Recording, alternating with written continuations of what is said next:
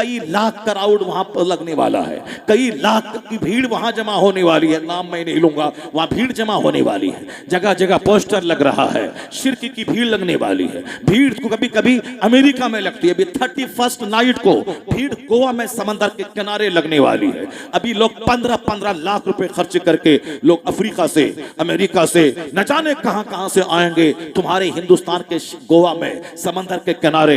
अब क्या करेंगे वो? वहां जुआ भी खेलेंगे, शराब भी पिएंगे और फिर डुबकी लगाएंगे समंदर के किनारे रेत पर, बिल्कुल मीठी मीठी धूप का मजा लेंगे। जहां शराब, जहां ज़िना, जाके देखे 15-15 लाख रुपए खर्च करके कितनी भीड़ लगी है। अभी गोवा एयरपोर्ट पे जहां हर तरफ शराब की बदबू मिलेगी, समंदर के किनारे जाएं, बिल्कुल सफेद किस्म के लोग, गोरे सफेद किस्म के लोग, बिल्कुल ऐसा लगेंगे जैसे सफेद बाल वाला कोई जानवर नदी के किनारे सोया हुआ है। तो उस भीड़ को अच्छा समझेगा? जब 15 लाख रुपए खर्च करके लोग आए हैं तो भीड़ भीड़ का नाम मत लेना, क्राउड की बात मत करना, भीड़ की बात मत करना, क्वांटिटी की बात कर, क्वालिटी की बात करना। क्वालिटी जिसके पास है वो, अल्लाह ने जो कहा वो सच है।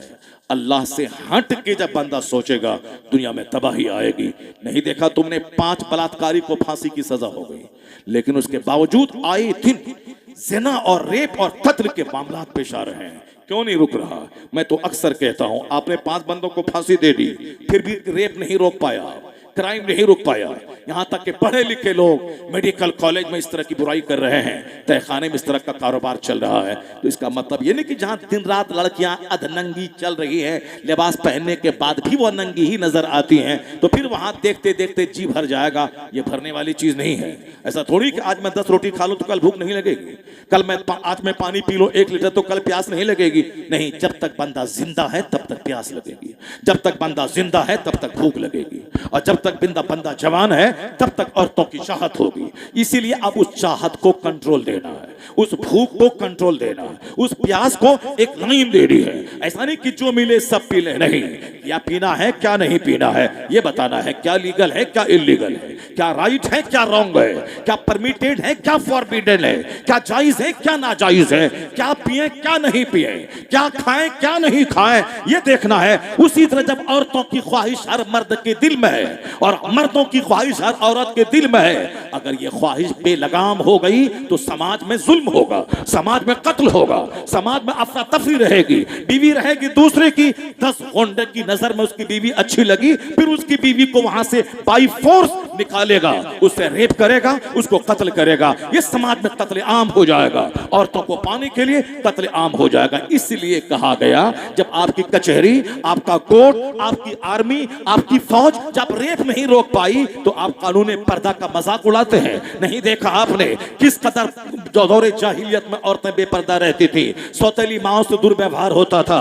एक बाप की 2 बीवियां हैं, बाप अगर मर गया तो उसका बेटा अपने बाप की बीवियों के साथ बलात्कार करता था, उसको बाप के छोड़े हुए माल की तरफ विरासत में कर लेता था। लेकिन मालूम है जब पैगंबर आजम अलैहिस्सलाम जब दुनिया में अहकाम लेके आए, जब हिदायत और दीन हक लेके आए, तो हुजूर ने क्या कहा था? देख लेना वो दिन आके रहेगा कि एक औरत हीरा से चल के तवाफ़े काबा करने आएगी, खाने काबा का तवाफ करके लौट जाएगी, कोई पूछने वाला तक न होगा कि तू कौन है, कहां से आई है। वो अमन कायम होगा। तो अमन कायम हुआ जहां सौतेली माताओं से दुर्व्यवहार होता था, जहां पड़ोसी की औरतों से ज़िना होता था, जहां पानी से ज्यादा शराब पी जाती थी। अचानक वो मुआशरा कैसे बदल गया, कैसे बदल गया। खुद नते जो राह पे औरों के हादी बन गए। क्या नजर थी जिसने मुर्दों को मसीहा कर दिया। अरब के वही लोग जो चोर थे, दूसरों के माल के मुहाफिज बन गए, जो अपनी सौतेली माताओं की आबरू के लुटेरे थे, वो अजनबी औरतों की आबरू के मुहाफिज बन गए। जो एक सिक्के की खातिर चोरी करते थे, अब करोड़ों का माल पड़ा हुआ है, चोरी करना तो दूर, उस माल के मुहाफिज बन के खड़े हैं, कोई इसका माल ले जाए। ऐसी सोच कहां से बदल गई। आका ने कहा था अभी खौफ में तुम लोग जी रहे हो और कहते हो कि हम लोग कैसे, हम लोग इस्तिंजा करने बाहर जाते हैं तो भी जान का खतरा लगा रहता है। हुजूर ने कहा था सब्र करना, वो दिन आने वाला है कि अमन का राज होगा, हर तरफ पीस कायम होगा। यहां तक कि एक औरत हीरा से चल के आएगी, तवाफ़े काबा करके लौट जाएगी, कोई पूछने वाला न होगा कि तू कौन है, कहां से आई है।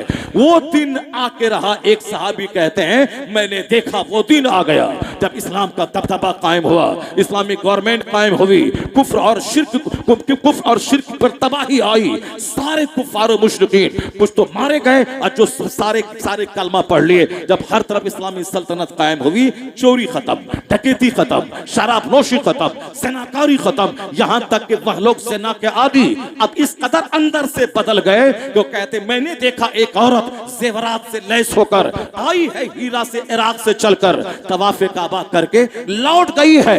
रास्ते में सिवाय दरिंदा जानवरों के किसी इंसान की तरफ से कोई मजालिम का कोई खौफ नहीं था। तो अचानक ऐसा किसने बदला? वो कानून मुस्तफा था जो समाज बदल दिया, वो कानून मुस्तफा था जो बंदों की टेंडेंसी बदल दी, जो जीने का अंदाज बदल दिया। आज आपके पास कचहरी है मगर रोजाना आपके अखबारात में बलात्कार की खबरें आ रही है, रोजाना रेप की खबरें आ रही है, रोजाना कत्ल की खबरें आ रही है। औरतें बचेंगी, औरतें पढ़ेंगी का नारा दे रहे हैं, रोजाना औरतें मारी जा रही है, पामाल की जा रही है। साहब औरतों के साथ जिना हो रहा है, पब्लिकली जिना हो रहा है, लोगों की हुजूम के सामने उसको नंगा किया जा रहा है, उसके साथ रेप हो रहा है और आप तमाशा देख रहे हैं और कह रहे हैं कि साहब नारियां बचेंगी, नारियां पढ़ेंगी। इसीलिए पढ़ेंगी नारियां मेडिकल कॉलेज में ताकि मेडिकल कॉलेज का प्रिंसिपल उसके साथ रेप करे, उसको कत्ल कर दे। तो आपको समझ लेना चाहिए, आप पुलिस की मौजूदगी में रेप नहीं रोक पाए, आर्मी की मौजूदगी में रेप नहीं रोक पाए, सल्तनत की मौजूदगी में रेप नहीं पाए, तो अब तो कम से कम एक फार्मूला को अपना लीजिए। वह फार्मूला मुस्तफा का है, वह कानून पर्दा, उसको अपना लीजिए कि मर्द औरतों से अलग रहे, औरतें मर्द से अलग रहे।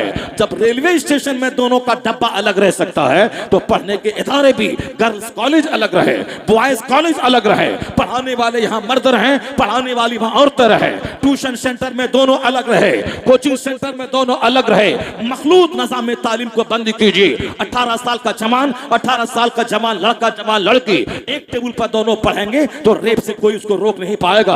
अगर दो चार लड़कों की नजर पर पड़ी तो फिर आपस में कत्ल होगा उसको पाने की खातिर। तो आपने आर्मी की मौजूदगी में, कचहरी की मौजूदगी में जिना नहीं रोक पाया, तो अब तो मेरी बात से कम मान लीजिए, मुस्तफा का कानून अपना लीजिए। अब कानून पर्दा नाफिज कीजिए, करना फी बयूते कुन्ना पे अमल कीजिए, वो यहफज़ना फुरूजहुन्ना पे अमल कीजिए, कुल्लिल मुमिनात यग़दुदना मिन अब्सारिहिन्ना पे अमल कीजिए। औरतों को पर्दे में रखिए, मर्दों को उसके करीब न जाने दीजिए। सोशल तौर पर शादी करके एक दूसरे से करीब होइए। अल्लाह ने आपके लिए ही बनाया है, आपको उनके लिए बनाया है, तो सामाजिक तौर पर निकाह करके एक दूसरे से कुर्बत हासिल कीजिए और ज़िना के तौर पर नहीं। तो मैं दावे से कहता हूं, जिस दिन मुस्तफा का कानून पर्दा दुनिया में नाफिज हो जाए, 90% रेप और कत्ल का मामला खत्म हो जाएगा।